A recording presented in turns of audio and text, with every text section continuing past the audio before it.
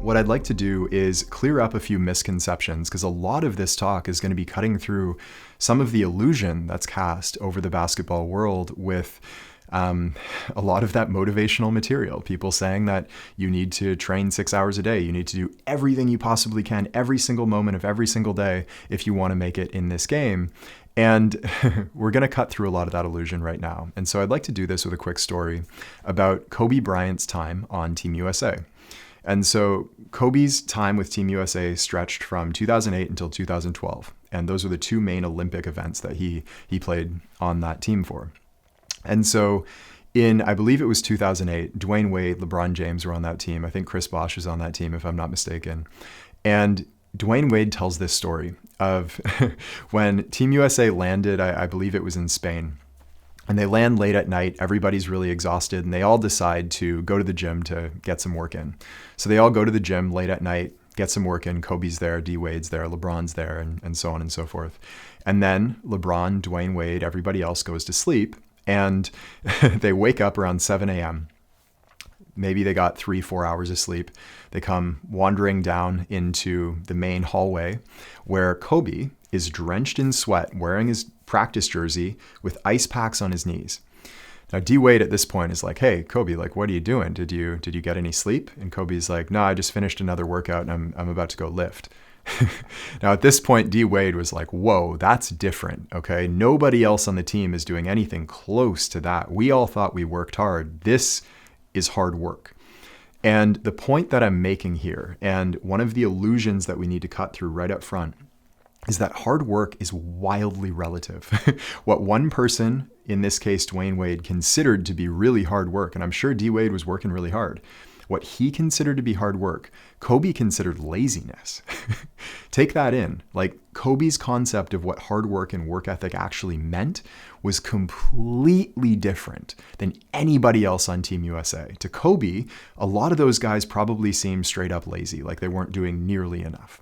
All right. So when you hear people talk about how hard they work, you've got to actually know what that means to them and what they're actually doing. Again, the scientist in a lab does not make wild guesses and hypotheses based on other people's opinions that they haven't verified.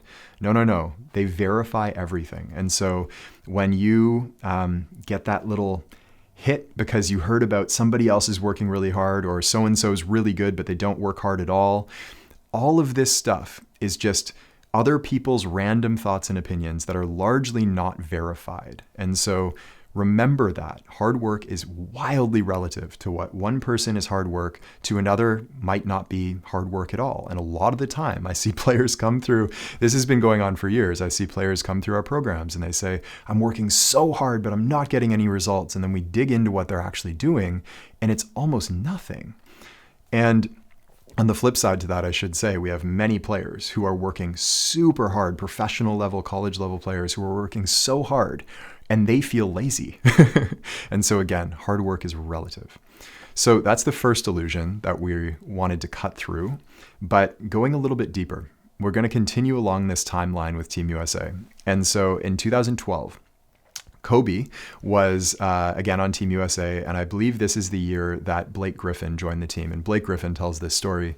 He said one year in 2012, this is towards the tail end of Kobe's career, and or at least the really good years of his career. On this practice day, Blake said that Kobe played terrible. He was missing all his shots. He looked tired. He looked run down, and frankly, he looked old.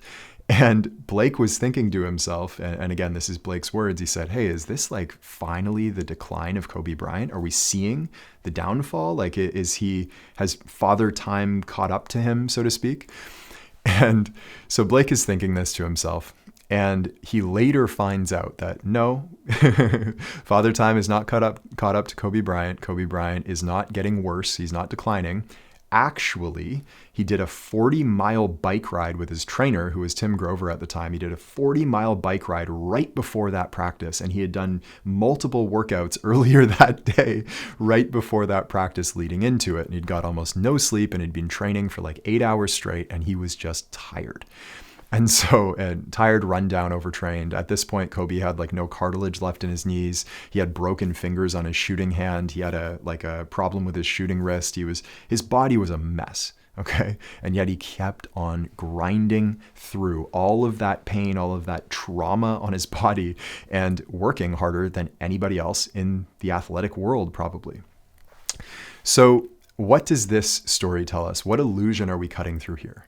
Well, we're cutting through the illusion that volume of work equals result. Did that 40-mile bike ride that Kobe did with Tim Grover, did it actually help him to play and perform better at Team USA when he was playing in that practice and later on in the Olympic Games? Well, I would say no. Okay, that was probably unnecessary work. And again, I'm speaking from my own opinion here, and this is Kobe Bryant we're talking about, so maybe he was seeing something that I didn't see, but I'm just going to give you my opinion.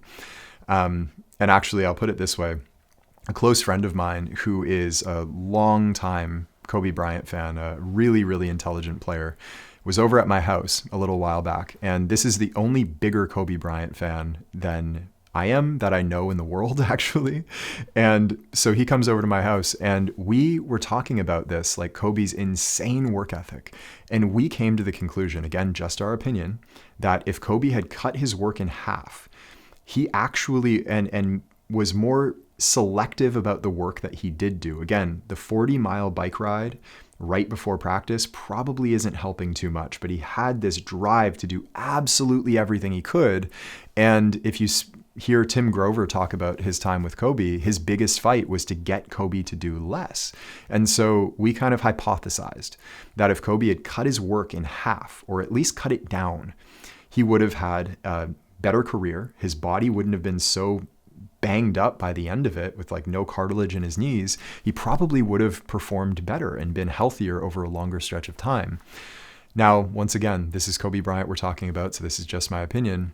But the take-home point here is that volume of work does not correlate to result. It is exactly the type of work in the dosage. Again, the scientist in a lab who, when they use too much of a certain ingredient, it blows up the lab. We need to be exact here and very, very selective with the ingredients that we do use. So let's take this one step further and cut through the final illusion. And because we've already, just to recap really quickly before we go forwards, the first lesson was that hard work is relative. To what one person is hard work, to another person is straight up laziness, right? So we need to verify everything. The second illusion that we cut through is that volume of work does not equal result. The third one, we need to examine, or to get to the third one, we need to examine why Kobe did that. Why was he working so insanely during this time? Why did he train for 8 hours straight before a practice? Why did he have ice packs on his knees at 7 a.m. after getting no sleep at all? And D Wade and LeBron were coming downstairs wondering, like, why is this guy still training? Why did he do that? And as I watch, hours and hours and hours of Kobe Bryant interviews and actually hear him speak about this time, he actually made a point, and this isn't the only point in his career when he did this, but every time the opportunity arose, when he was around players who could see him actually training, he made it a point that he would be training all the time and let everybody know that nobody was going to outwork him. In other words, it was his ego. Now, that sounds pretty heroic, right, to an up-and-coming basketball player. Nobody's going to outwork me. Nobody's going to train harder than me, and I'm going to let everybody know it. I'm going to be in the gym from morning till night all day long. Well, how did that work out? Kobe had a great career. He built an incredible skill set. I think the best skill set in NBA history, personally. However, volume of work does not equal result. And if your ego is driving your decision making, you are going to make mistakes. You're going to make bad decisions because we don't do the work for the sake of other people thinking that we work hard. We do the work, like the scientist in a lab, to get a result. And so if that is the spirit in which we're working and putting in all this work, if that's our fundamental philosophy on work ethic, that all the emotion and motivation and crazy, get pumped up, bang your head against a wall and fired up to do everything you possibly can, work day until night all the time. If that's the approach that we're taking, we are going to make a ton of mistakes. And so once again, I want to repeat before we move into the second chapter here, I want to repeat the fundamental philosophy. Our fundamental philosophy is not one of emotion and ego, like many players we see coming through our programs are taking. Our approach is like the scientist in a lab, doing exactly the right work in exactly the right result, exactly the right work in exactly the right amount to get exactly the result that we're going for, no more, no less. And the analogy I'll give to you is that too much healthy food is still going to make you sick. Having like a grass-fed steak that's organic with organic vegetables or whatever you want to have at dinner time, like that might be a really healthy meal for a lot of players. If you have 3 of those things, it's going to make you sick. You're not going to feel so well and you're not going to perform well. The same goes for your training. Hey, it's Taylor. I hope you enjoyed this clip. And if you'd like to watch the full-length talk, we'll have the title and/or link for you in the description so that you can check it out there. And as always, if you'd like to go even deeper, the best place to do that is in our free masterclass over at deepgame.com, which I believe will be the most powerful hour of basketball learning of your life. I hope we see you there.